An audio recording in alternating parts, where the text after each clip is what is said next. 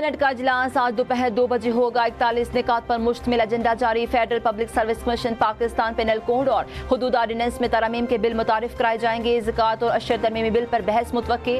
البیرون international university اسلام آباد کے قیام کا بل زیر غور آئے گا۔ نیشنل سیکیورٹی کونسل اور فوجداری ضابطہ میں ترمیمی بل بھی ایجنڈے میں شامل۔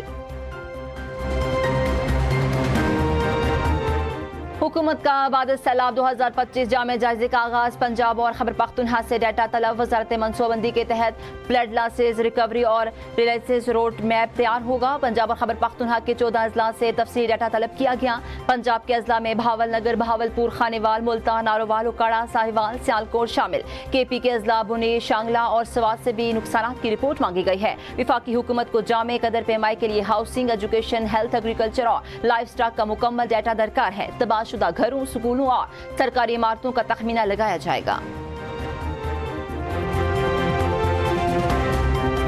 وزیر اعلیٰ پنجاب مریم نواز کی زیر صدارت خصوصی اجلاس۔ ہسپتال سے میت گھر پہنچانے کے لیے پہلی بار سرکاری ایمبولینس سروس شروع کرنے کا فیصلہ۔ سیکریٹری ایمرجنسی سروسز کی منصوبہ پر بریفنگ۔ اجلاس میں پرائیویٹ ایمبولینس سروسز کو ریگولیٹ کرنے پر اتفاق کیا گیا۔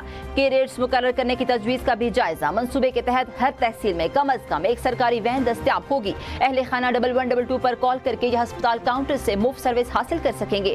سروس کو اسمارٹ مینجمنٹ سسٹم کے ذریعے مانیٹر کیا جائے گا۔ میت کو ایک شہر سے دوسرے شہر منتقل کرنے کی سہولت بھی مفت دی جائے گی۔